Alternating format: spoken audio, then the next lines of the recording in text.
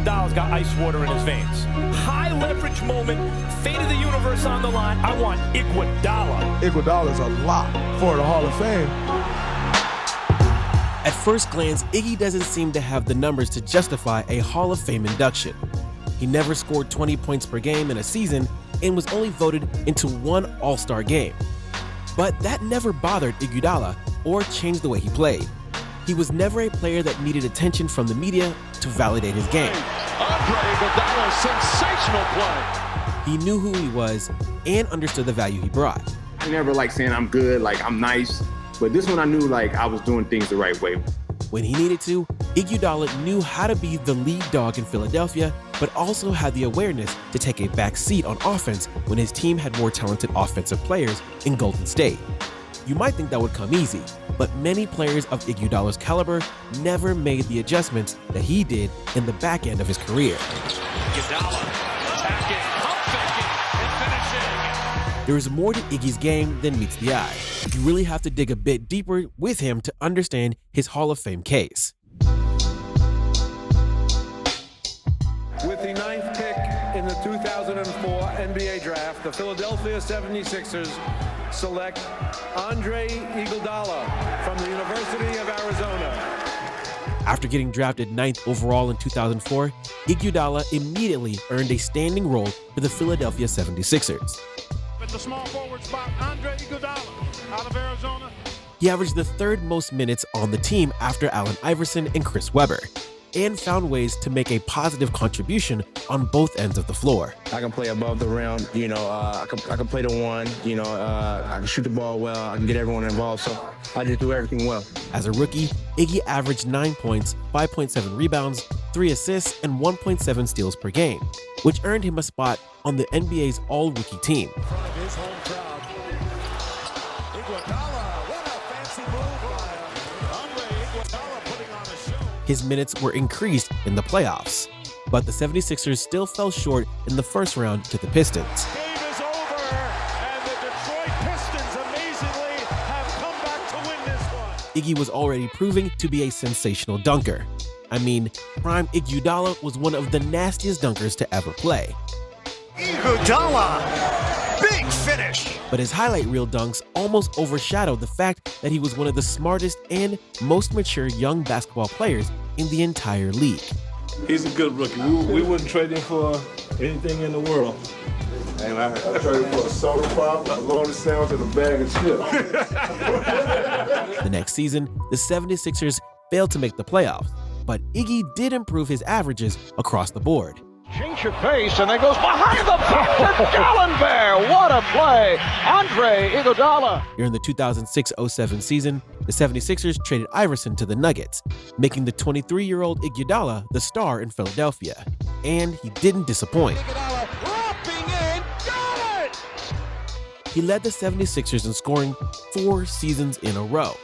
The 76ers, a team that had no other All-Stars on the roster, made the playoffs in 4 of the next 6 seasons, with Iguodala as their go-to guy. This is what he gets paid for right here. He's the best player on this team. He's the guy that gets the ball down the stretch. He's the guy that's got to shoot those shots.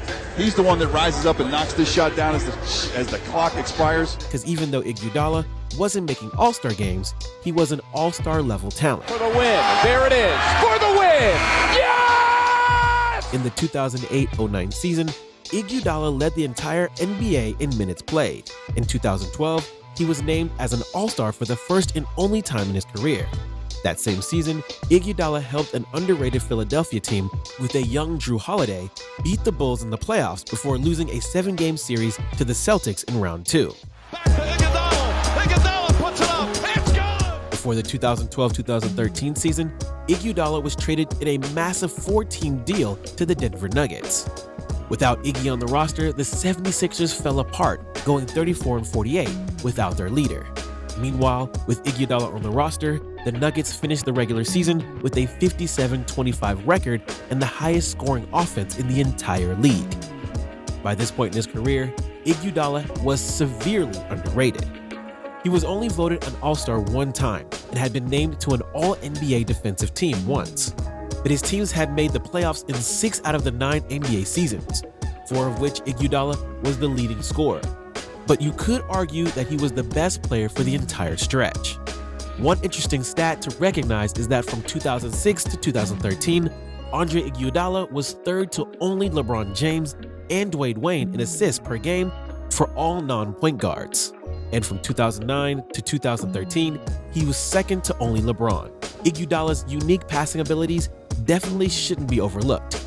He really loved getting his entire team involved in the game. After one season in Denver, he was traded to the Golden State Warriors at age 30. With the Warriors, he no longer needed to be a scorer in order for the team to win. His field goal attempts per game dropped from 15.6 during his highest scoring season in Philly to 11 in Denver, and then down into the mid-single digits during his years with Golden State.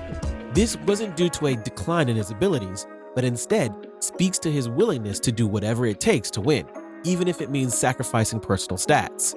It speaks to his high understanding of ways to contribute beyond scoring the rock. And Iguodala found Draymond on the pass and finish of the night.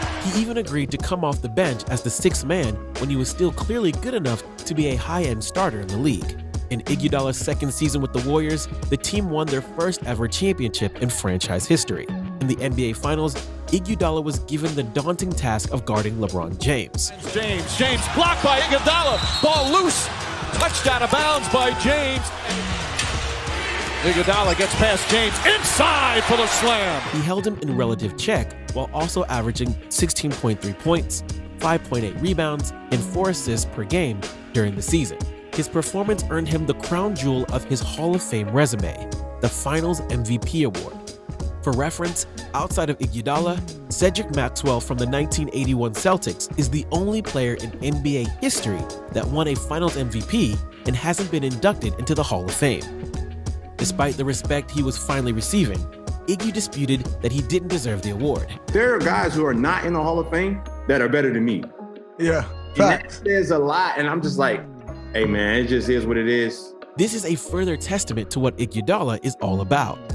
Instead of basking in the glory, Iggy used the opportunity to give recognition to his teammates. Steph Curry, he's the interesting one in my opinion. I've never seen a guy that's so humble and has such a good heart. Iguodala and the Warriors continued to dominate the NBA and cement their legacy as a dynasty. In 2015-2016, the Warriors put up the best regular season record in NBA history before losing to the Cavs in the NBA Finals. Then they added Kevin Durant and won another 2 championships. In 2018-2019, they went to the finals once again. 2 of their best players, Kevin Durant and Klay Thompson, were injured when Andre Iguodala stepped up big. In Game 2, he hit a clutch 3-point shot that put the game on ice. With the game on the line, one shot, who would you rather have taking it? Fate of the universe on the line. I want Iguodala taking that shot for me. And it matters most. You're the dude I think doesn't care about that moment. Your response? He crazy. As Iguodala aged, his role became increasingly limited, but he still found ways to contribute. In 2019-2020, he was traded to the Miami Heat, where he helped his team reach the finals before being eliminated by the Los Angeles Lakers, averaging 19.5 minutes per game in the playoffs. In 2021-2022, he rejoined the Golden State Warriors, where he won his 4th NBA title. Iguodala slides it in on the other end. After reviewing his career, it puts his resume into context. You have to dig a little deeper to see how he contributed to his teams than you do for most players. Those who say Iguodala doesn't have the stats should look again. When it comes to assists, rebounds, steals, and blocks, Iguodala placed himself amongst a small number of the most elite two-way players to ever step foot on the court. Iguodala doesn't have a lot of individual awards to his name. He probably deserved to be an all-star more than one time in his career, but regularly got snubbed for players that took more shots than him. But Iguodala doesn't care about records or accolades. He cares about relationships and winning. I'm who I am. I'm cool with that. Like, I'm very comfortable in my skin. And I'm like, Steph got it. Like, you know, I would rather Steph have a Finals MVP. His understanding of the game and what it takes to win is clearly amongst the all-time greats. And unlike others, he's willing to make personal sacrifices that benefit his team. One of the smartest players in the league and most unselfish guys in the league. You could make the argument that Iguodala is one of the ultimate glue pieces to ever step foot on the basketball court. He could have inflated his scoring stats, but that's not what he was about. Coming in and being a player that assists a la Iverson, you know, in every part of the game, you know, he's known as a scorer, so maybe I can compliment him in a good way. Iguodala was all about winning and was one of the greatest of his generation at making the right plays on both ends of the floor. 4 championship rings should validate him as a Hall of Famer, eventually. This is my purpose, and I accepted it. I got great teammates. We're going to remember this for a long time.